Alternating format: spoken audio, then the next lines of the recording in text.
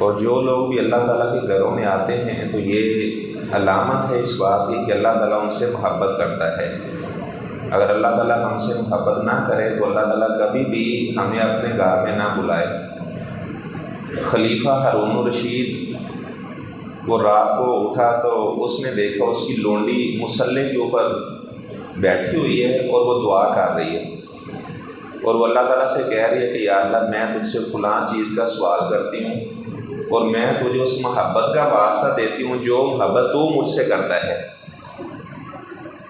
وہ خلیفہ بڑا حیران ہوا، کہنے لگا آپ کو ابھی تک دعا کرنے کا ہی نہیں پتہ کہ دعا کیسے کرتے ہیں؟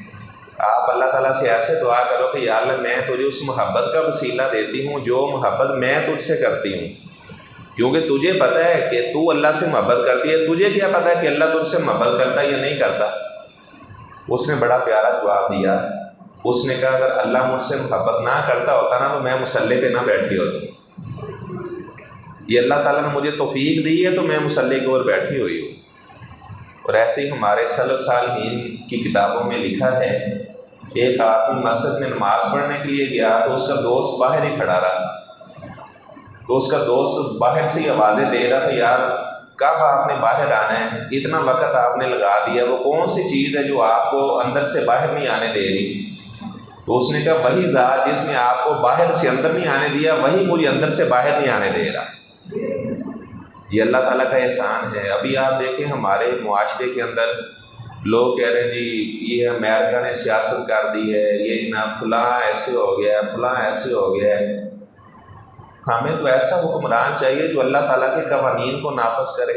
ہم تو خلافت کا ماحول دیکھنا چاہتے ہیں، یہ تو ایک جمہوری نظام ہے، خلافت کا ماحول آئے گا تو آپ دیکھیں اللہ تعالیٰ آسمان سے برکتوں کے دروازے کھول دیں گے۔ حضرت ابوبکر صدیق رضی اللہ تعالیٰ عنہ جب خلیفہ بنے تو محلے کی ایک چھوٹی سی یتیم بچی انہیں کہنے لگی، چچا جی پہلے آپ ہماری بکریوں کا دودھ نکالا کرتے تھے، اب آپ خلیفہ بن گئے ہیں تو اب ہماری بکریوں کا دودھ کون نکالا کرے گا؟ ان کی آنکھوں میں آنسو آئے، کہنے لگے بیٹا خلیفہ بننا یہ بکریوں کا دودھ نکالنے میں رکاوٹ نہیں بنے گا، میں پہلے سے بھی زیادہ آپ کی بکریوں کا دودھ بھی میں نکالا کروں گا اور پہلے سے زیادہ میں آپ لوگوں کا خیال رکھا کروں گا۔ اور ان کی جو تنخواہ مقرر ہوئی تھی وہ سالانہ 4000 درہم مقرر ہوئے تھے کہ وہ سال کے بعد 4000 درہم لیا کریں گے۔ 2 سال انہوں نے خلافت کی ہے، بیمار ہوئے تو اپنی بیٹی عائشہ سے کہا بیٹا جو میرے پاس ایک خادم تھا بیت المال کا وہ حضرت عمر کے گھر پہنچا دیا جائے، اور ایک میں سواری استعمال کیا کرتا تھا وہ بھی حضرت عمر کے گھر چھوڑ آئے، اور بیٹا تیرے باپ کی جو تنخواہ سالانہ بنی تھی 4000، 2 سالوں کی 8000 درہم بنی تھی، وہ فلاں جگہ پر پڑے ہوئے ہیں گھر میں تو وہ بھی حضرت عمر کے گھر پہنچا دیے جائیں۔ حالانکہ وہ ان کی تنخواہ تھی ان کے لیے جائز تھا، لیکن وہ بھی انہوں نے ریٹرن بیت المال میں واپس لوٹا دیے۔ اور عمر بن عبدالعزیز رحمہ اللہ جب ان کا نام آیا کہ اب عمر بن عبدالعزیز خلیفہ بنیں گے تو ان کے گھر کے باہر ایک مجمع جمع تھا اور اندر سے اونچی اونچی رونے کی آوازیں آ رہی تھی۔ لوگ کہہ رہے تھے کیا ہوا ہے، تو وہ کہنے لگے کہ عمر بن عبدالعزیز کا نام خلافت کے لیے منتخب ہوا ہے تو اس وجہ سے وہ زاروں قطار رو رہے تھے، میں اتنا بڑا بوجھ نہیں اٹھا سکوں گا۔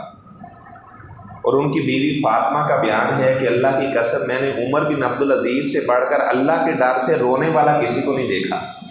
جب انہوں نے حج کا خطبہ دیا تو سارے لوگ ان کے ہونٹ حرکت کرنے لگے، تو ایک تابعی اس کا بیٹا بھی چھوٹا سا پاس کھڑا ہوا تھا تو وہ اپنے باپ سے کہنے لگا یا ابی ان اللہ یحب ما عمر ابن عبدالعزیز، ابا جی مجھے ایسے لگتا ہے کہ اللہ تعالیٰ عمر بن عبدالعزیز سے بڑی محبت کرتے ہیں۔ وہ کہنے لگا بیٹا آپ کو کیسے پتہ چلا ہے؟ اس نے کہا جب وہ خطبہ دے رہے تھے تو ہر بندے کے ہونٹ حرکت کر رہے تھے اور وہ عمر بن عبدالعزیز کے لیے دعا کر رہے تھے، اور اللہ تعالیٰ جس سے محبت کرتا ہے تو لوگوں کے دلوں میں اللہ تعالیٰ اپنے بندے کی محبت ڈال دیتا ہے۔ وہ اپنے گھر میں بیٹھا ہوتا ہے اور لوگ رات کو تہجد کے وقت اس کے حق میں دعا کر رہے ہوتے ہیں۔ تو یہ خلافت کا نظام آئے گا تو اس کی برکات دیکھنے کو ملے گی۔ ویسے تو آپ دیکھیں ایک آدمی 10,000 ووٹ لیتا ہے، ایک آدمی 9,000 ووٹ لیتا ہے اور ایک 11,000 ووٹ لیتا ہے۔ اب 11,000 والا جیت چکا ہے، اب گویا کہ 10,000 اور 9,000 کو ملایا جائے تو 19,000 بندے اس کے خلاف ہیں اور 11,000 بندے اس کے حق میں ہیں۔ تو اللہ تعالیٰ سے یہ دعا کی جائے کہ یا اللہ خلافت والا ماحول ہمیں عطا کر، اور آپ اس کی تو ایسی برکات ہیں، اور جب اللہ کا نظام زمین کے اوپر نافذ ہوتا ہے، چور کا ہاتھ کاٹا جائے، بدکار آدمی اگر شادی شدہ ہے تو اسے رجم کیا جائے، اگر کنوارا ہے تو اسے 100 کوڑے مارے جائیں، تو اللہ تعالیٰ کی پھر برکتیں دیکھنے کو ملیں گی، آسمان سے برکتوں کے دروازے کھل جائیں گے۔ اچھا، جو آیات میں نے پڑھی ہیں اس میں اللہ تبارک و تعالیٰ فرماتے ہیں کہ وہ لوگ جو سونے اور چاندی کو خزانہ بنا کے رکھتے ہیں، اللہ کے راستے میں خرچ نہیں کرتے، فبشرہم بعذاب علیم، انہیں دردناک عذاب کی بشارت دے دو۔ یوم یحمى علیہا فی نار جہنم فتکوی بہا جباہہم وجنوبہم وظہورہم، ان کا جو سونا اور چاندی ہوگا اس کی تختیاں بنا لی جائیں گی، اور اس کے ساتھ ان کی پیشانیوں کو داغا جائے گا، کمر کو داغا جائے گا، ان کے پہلوؤں کو داغا جائے گا، اور کہا جائے گا ھذا ما کنزتم لانفسکم، یہ وہ مال ہے جسے تم دنیا میں جمع کر کے رکھتے تھے، اللہ کے راستے میں خرچ نہیں کیا کرتے تھے، فذوقوا ما کنتم تکنزون، جو تم خزانہ بنا کر رکھتے تھے تو اب اللہ کا عذاب بھی چکھو۔ آپ صلی اللہ علیہ وسلم نے فرمایا جس کو اللہ نے مال عطا کیا فلم یؤدی زکاتہ، وہ زکات ادا نہیں کرتا، مثل لہ یوم القیامت شجاعا اقرع، آپ صلی اللہ علیہ وسلم نے فرمایا کہ ایک گنجا سانپ اس کے اوپر مسلط کر دیا جائے گا، اور وہ گنجا سانپ اس کی باچھوں کو پکڑ لے گا اور وہ کہے گا انا مالو کا انا کنزو کا، میں تیرا مال ہوں، میں تیرا خزانہ ہوں جسے تو اللہ کے راستے میں خرچ نہیں کیا کرتا تھا۔ تو زکوٰۃ کا معنی ہے زکا یزکی تزکیۃ الزکاۃ، زکوٰۃ کا معنی ہی بڑھنا ہے، بڑھوتری۔ اگر کوئی آدمی مال کی زکوٰۃ ادا کرتا ہے تو اس کے مال کو اللہ بڑھا دیتے ہیں، اگر کوئی آدمی اپنے مال کی زکوٰۃ ادا نہیں کرتا تو آپ صلی اللہ علیہ وسلم نے فرمایا کہ جو زکوٰۃ والا مال ہے اس کے اصل مال کو بھی ہلاک کر کے رکھ دے گا۔ تو اس لیے بڑی خوشی کے ساتھ زکوٰۃ کا مال ادا کرنا چاہیے، اور جو حقدار لوگ ہیں، قرآن مجید سورۃ توبہ میں اللہ تعالیٰ نے 8 لوگوں کا ذکر کیا ہے، تو حقدار لوگوں تک ان کا حق پہنچا دینا، زکوٰۃ ادا کرنا، تو اس سے اللہ تعالیٰ پھر آپ کے مال کو بڑھا دیں گے اور بہت زیادہ اللہ تعالیٰ آپ کو برکات سے نوازیں گے۔ اس کے بعد اللہ تبارک و تعالیٰ نے آپ صلی اللہ علیہ وسلم کا منافقین کے ساتھ رویے کا ذکر کیا ہے۔ صبح کی نماز کے بعد آپ کے دروازے پر دستک ہوئی تو آپ نے دیکھا ایک صحابی، اس کا نام عبداللہ تھا، وہ کھڑا ہوا تھا، کہنے لگا اللہ کے رسول صلی اللہ علیہ وسلم، یہ بخاری شریف کی روایت ہے۔ اصل میں یہ علم حدیث ایک ایسا علم ہے، اس کے اندر بڑی امانت داری والا معاملہ ہے۔ محدثین نے کسی بھی جھوٹے بندے سے روایت کو ایکسیپٹ نہیں کیا، اور اتنی انہوں نے عرق ریزی، اتنی محنت کے ساتھ یہ علم ہم تک پہنچایا ہے۔ امام بخاری رحمہ اللہ کے استاد ہیں علی بن مدینی رحمہ اللہ، ان سے پوچھا گیا کہ آپ کے جو والد عبداللہ مدینی ہیں وہ حدیث کے معاملے میں کیسے ہیں؟ انہوں نے اپنے سر کو جھکا لیا، کہنے لگے دیکھو ماں باپ کا کتنا مقام مرتبہ بیان ہوا ہے، لیکن بات یہ کہ یہ جو دین ہے، یہ جو علم ہے، یہ دین ہے۔ فرمایا کہ ان ھذا العلم دین، یہ جو علم ہے یہ دین ہے، فانظروا عمن تاخذون دینکم، بندے کو چاہیے کہ اچھی طرح سے تحقیق کر لے کہ وہ اپنا دین کس بندے سے لے رہا ہے۔ انہوں نے سر اٹھایا، کہنے لگے انہ ضعیف فی الحدیث، میرے باپ کے نیک ہونے میں کوئی شک نہیں ہے، لیکن حدیث کے معاملے میں میرا باپ ضعیف راوی ہے۔ آپ اندازہ لگائیں یہ علم حدیث ایسا اللہ تبارک و تعالیٰ کی طرف سے ہمارے اوپر محدثین نے ایسا ہمارے اوپر احسان کیا ہے۔ امام مالک رحمہ اللہ فرماتے کہ مدینے میں 70 کے قریب ایسے زاہد لوگ رہتے ہیں جنہیں میں جانتا ہوں بڑے عبادت گزار ہیں۔ فرماتے کہ اگر بیت المال ان کے سپرد کر دیا جائے تو ایک پائی کے اندر بھی خیانت نہ کریں، لیکن فرماتے کہ کلہم ضعفاء فی الحدیث، حدیث کے معاملے کے اندر وہ سارے کے سارے ضعیف ہیں۔ اب یہاں سے یہ پتہ چلا کہ نیک ہونا اور بات ہے اور عالم ہونا اور بات ہے، دونوں باتوں میں بڑا فرق ہے۔ ایک ہے کہ آدمی بہت زیادہ نیک ہے، درویش ہے، صوفی ہے، ٹھیک ہے، ایک ہے کہ اس کو اللہ تعالیٰ نے علم حدیث سے نوازا ہے، تو دونوں باتوں میں بڑا فرق ہے۔ ویسے تو علماء اللہ تعالیٰ کے ولی ہوتے ہیں، امام شافعی رحمہ اللہ فرماتے ہیں کہ اگر علماء اللہ کے ولی نہیں ہیں تو پھر میں نہیں جانتا کہ زمین کے اوپر اللہ کا ولی کون ہے۔ اچھا، وہ دروازہ کھولا تو عبداللہ صحابی کھڑا ہوا تھا، تو آپ صلی اللہ علیہ وسلم کا فرمان بھی ہے کہ اللہ تعالیٰ کو عبداللہ اور عبد الرحمن نام بڑے پسند ہے، اپنے بچوں کے نام عبداللہ اور عبد الرحمن رکھا کرو۔ اور ویسے بھی جس گھر میں عبداللہ نامی بچہ ہوتا ہے تو اللہ تعالیٰ بہت زیادہ برکتوں سے نوازتے ہیں۔ میں نے بھی اپنے بیٹے کا نام اسی حدیث کی بنا پہ عبداللہ رکھا ہے۔ اچھا وہ آپ نے فرمایا جی عبداللہ کیسے آئے ہو؟ کہنے لگے ان ابی قد ماتا، اللہ کے رسول صلی اللہ علیہ وسلم میرا باپ عبداللہ بن ابی مر گیا ہے۔ تو آپ نے فرمایا میرے لیے کیا حکم ہے؟ تو وہ کہنے لگا صلی علیہ، اللہ کے رسول صلی اللہ علیہ وسلم آپ صلی لہو، آپ اس کا جنازہ پڑھا دیں۔ تو آپ نے فرمایا ٹھیک ہے میں آپ کے باپ کا جنازہ پڑھا دوں گا۔ جب آپ صلی اللہ علیہ وسلم جنازے پہ جانے لگے، حالانکہ یہ وہی عبداللہ بن ابی منافق ہے جس نے آپ صلی اللہ علیہ وسلم کو ہر موقع پر ہی پریشان کیا۔ غزوہ احد پر جب جانے لگے تو وہاں سے بھی اپنے ساتھیوں کو واپس لے کر آ گیا، اور ہماری ماں عائشہ صدیقہ رضی اللہ تعالیٰ عنہا پر الزام لگانے والا بھی عبداللہ بن ابی منافق تھا، اور ہر موقع پر آپ صلی اللہ علیہ وسلم کو اس نے پریشان کیا۔ ایک دفعہ تو یہ کہنے لگا معاذ اللہ کہ جب میں عزت والا مدینے میں جاؤں گا تو معاذ اللہ میں ذلیل محمد کو مدینے سے نکال دوں گا، اتنا وہ گستاخ تھا۔ لیکن آپ نے فرمایا کہ عبداللہ میں تیرے باپ کا جنازہ پڑھاؤں گا۔ جب آپ جنازے پر جانے لگے تو حضرت عمر رضی اللہ تعالیٰ عنہ نے آپ کے سامنے آئے، اللہ کے رسول صلی اللہ علیہ وسلم آپ اس منافق کا جنازہ پڑھائیں گے؟ اللہ تعالیٰ نے آپ نے فرمایا عمر اللہ نے مجھے منع نہیں کیا، اللہ نے مجھے اختیار دیا ہے، استغفر لہم او لا تستغفر لہم، اے نبی آپ منافقین کے لیے بخشش کی دعا کریں یا نہ کریں، آپ کا دعا کرنا یا نہ کرنا یہ برابر ہے۔ ان تستغفر لہم 70 مرۃ فلن یغفر اللہ لہم، اگر آپ 70 مرتبہ بھی ان کے لیے بخشش کی دعا کریں گے تو اللہ تعالیٰ انہیں معاف نہیں کرے گا۔ تو آپ نے فرمایا عمر اللہ نے مجھے منع نہیں کیا۔ تو آپ صلی اللہ علیہ وسلم نے اس کا جنازہ پڑھایا، عبداللہ بن ابی منافق کا۔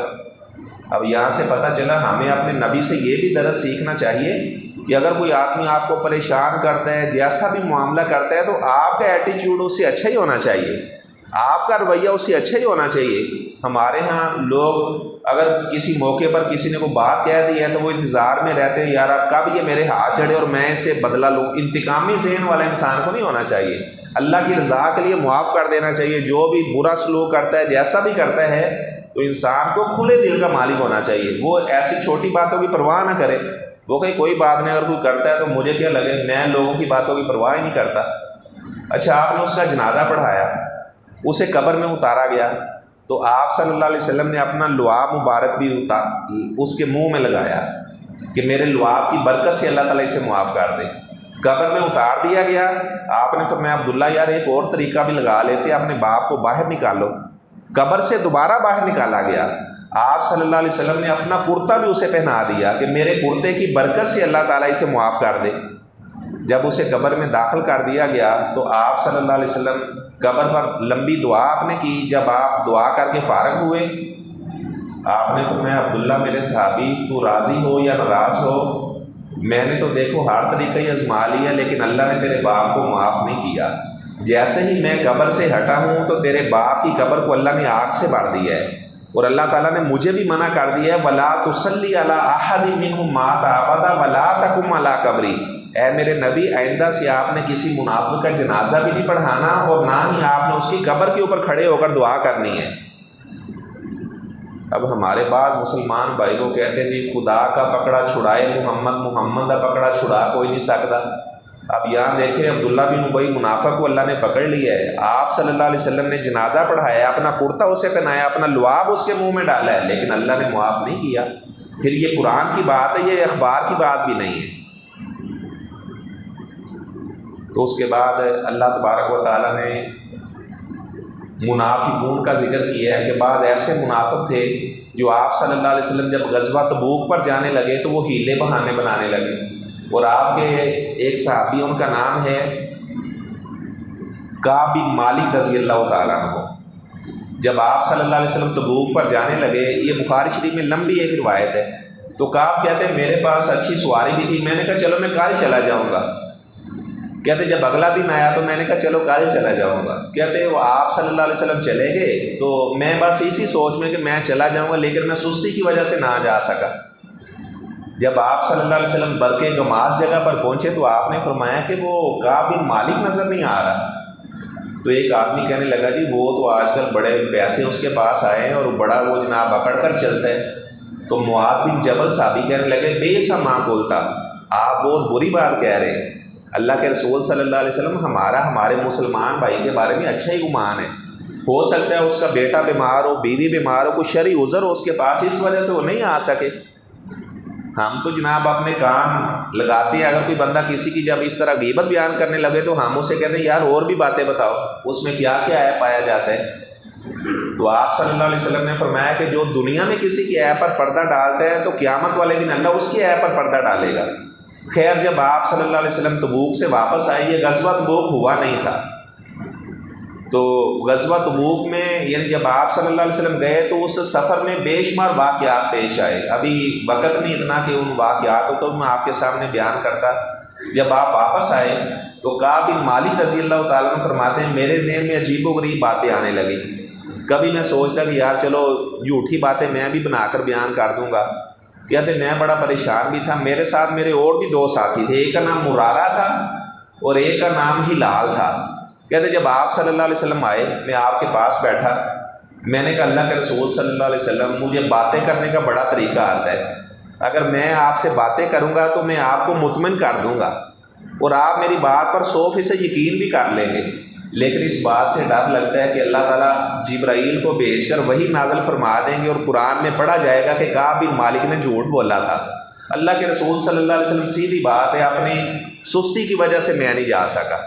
باقی جو دوسرے 2 صحابہ تھے انہوں نے بھی یہی بات کہی۔ باقی جو 80 کے قریب منافقون تھے، منافق لوگ تھے، وہ کہنے لگے جی کسی نے کیا بہانہ لگایا، کسی نے کیا بہانہ لگایا۔ تو آپ صلی اللہ علیہ وسلم نے ان کی ظاہر کے اوپر اعتماد کیا اور ان کے باطن کو اللہ کے سپرد کیا، اور آپ نے فرمایا کعب اب آپ یہاں سے چلے جاؤ، آپ کے ساتھ سوشل بائیکاٹ کر دیا گیا ہے۔ آپ نے فرمایا کہ کسی صحابی نے کعب بن مالک سے بات نہیں کرنی تو 50 دن تک ان کا بائیکاٹ کیا گیا۔ اللہ تعالیٰ فرماتے کہ زمین کشادہ ہونے کے باوجود ان کے اوپر تنگ ہوگی۔ وہ کہتے ہیں ہم مسجد میں نماز پڑھنے کے لیے آیا کرتے تھے تو کوئی ہم سے بات ہی نہیں کرتا تھا۔ 50 دن کے بعد وہی نازل ہوئی، اللہ تعالیٰ نے فرمایا وَعَلَى الثَّلَاثَةِ الَّذِينَ خُلِّفُوا، اللہ تعالیٰ نے مہاجرین کو بھی معاف کیا، انصار کو بھی معاف کیا، اور جو 3 مخلص لوگ پیچھے رہ گئے تھے ان کو بھی اللہ تعالیٰ نے اپنے فضل سے معاف کر دیا ہے۔ یہ اللہ تبارک و تعالیٰ نے، کیونکہ سورۃ توبہ کا نام سورۃ توبہ اس لیے بھی ہے کیونکہ ان 3 صحابہ کی توبہ کا ذکر ہے کہ اللہ تعالیٰ نے ان تینوں کی توبہ کو قبول کر لیا۔ اچھا یہ تو صحابہ کے بارے میں آیت نازل ہوئی، اور جو منافق تھے اللہ تعالیٰ نے فرمایا یا تعذرون الیکم، وہ آپ کی طرف عذر بہانے لے کر آئیں گے اور آپ ان سے کہنا قل لا تعتذروا، آپ عذر بہانے نہ پیش کرو، لن نؤمن لکم، ہم تمہاری باتوں پر یقین نہیں کریں گے۔ اور اللہ تعالیٰ نے ان کے بارے میں فرمایا انہم رجس، جنہوں نے جھوٹ بولا ہے یہ بڑے پلید قسم کے لوگ ہیں۔ یہ اللہ تبارک و تعالیٰ نے جھوٹے لوگوں کے بارے میں فرمایا کہ یہ بڑے پلید لوگ ہیں۔ وَمَأْوَاهُمْ جہنم، جھوٹوں کا ٹھکانہ اللہ تعالیٰ نے جہنم تیار کیا ہے۔ اور کعب بن مالک فرماتے ہیں اللہ کی قسم جتنا مجھے سچ بولنے نے نفع دیا ہے اتنا مجھے زندگی کے اندر کسی چیز نے نفع نہیں دیا، اور میں اللہ تعالیٰ سے عہد کرتا ہوں کہ باقی بھی جتنی میری زندگی ہے، جتنے میرے بدن میں سانس ہے، میں ساری زندگی سچ ہی بولوں گا، کبھی جھوٹ نہیں بولوں گا۔ تو مومن آدمی ویسے بھی سچا ہوتا ہے۔ پوچھا کہ اللہ کے رسول صلی اللہ علیہ وسلم مومن آدمی بزدل ہو سکتا ہے؟ فرمایا ہو سکتا ہے۔ پوچھا کہ جی بخیل ہو سکتا ہے؟ فرمایا ہو سکتا ہے۔ پوچھا گیا کہ مسلمان اور مومن آدمی جھوٹا ہو سکتا ہے؟ آپ نے فرمایا لا نہیں، مومن آدمی جھوٹا نہیں ہو سکتا۔ اچھا آخری بات کے بعد میں اپنی بات کو ختم کرتا ہوں۔ قرآن مجید میں اللہ تبارک و تعالیٰ نے آپ صلی اللہ علیہ وسلم کو مشرکین کے لیے دعا کرنے سے منع کیا ہے۔ ما کان للنبی والذین آمنوا ان یستغفروا للمشرکین ولو کانوا اولی قربی من بعد ما تبین لهم انہم اصحاب الجحیم۔ آپ صلی اللہ علیہ وسلم کا چچا ابو طالب بیمار ہوا، ابو طالب کا نام عبد مناف تھا، تو آپ صلی اللہ علیہ وسلم اپنے چچا کی عیادت کے لیے گئے تو آپ نے فرمایا یا امی قل لا الہ الا اللہ، چچا جی آپ کلمہ پڑھ لو۔ تو پاس عبداللہ بن امیہ بھی بیٹھا ہوا تھا اور ابو جہل بھی بیٹھا ہوا تھا، تو وہ کہنے لگے اے سردار ابو طالب اترغب عن ملت عبد المطلب، کیا آپ عبد المطلب کا دین چھوڑ دو گے؟ تو حالانکہ وہ کلمہ پڑھنے لگا تھا، جب انہوں نے یہ بات کہی تو وہ ٹھہر گیا۔ آپ صلی اللہ علیہ وسلم نے فرمایا چچا میرے کان میں کلمہ پڑھ دو، میں احاج لک بہا عند اللہ، میں قیامت والے دن اللہ تعالیٰ سے بحث مباحثہ کر لوں گا، یا اللہ میرے چچا نے میرے کان میں ہی کلمہ پڑھا تھا۔ تو وہ کہنے لگا جی اعلیٰ دین عبد المطلب، کہ میں تو عبد المطلب کے دین پہ مار رہا ہوں۔ آپ صلی اللہ علیہ وسلم وہاں سے اٹھ کر چلے گئے۔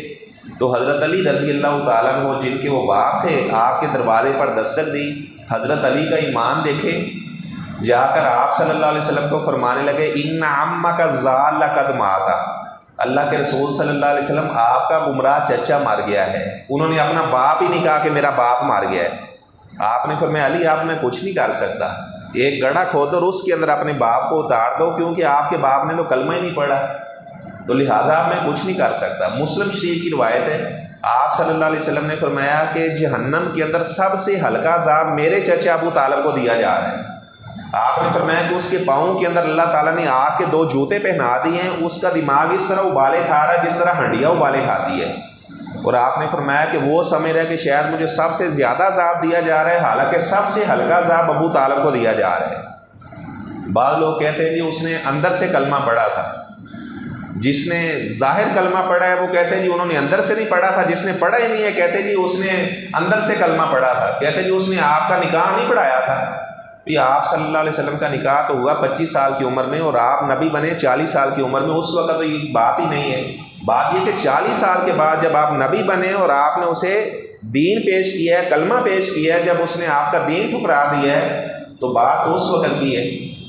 اور اگر کوئی مشرک آدمی مر جائے تو ہم افسوس کر سکتے ہیں کہ یار بڑا دکھ ہوا ہے، آپ کا باپ فوت ہو گیا ہے، لیکن آگے اللہ بخشے، اللہ آپ کے باپ کو معاف کرے، یہ بخشش کی دعا نہیں کر سکتے۔ اللہ تعالیٰ نے فرمایا کہ نبی کو یہ بات زیب نہیں دیتی، ایمان والوں کو زیب نہیں دیتی کہ وہ مشرک کے حق میں دعا کریں۔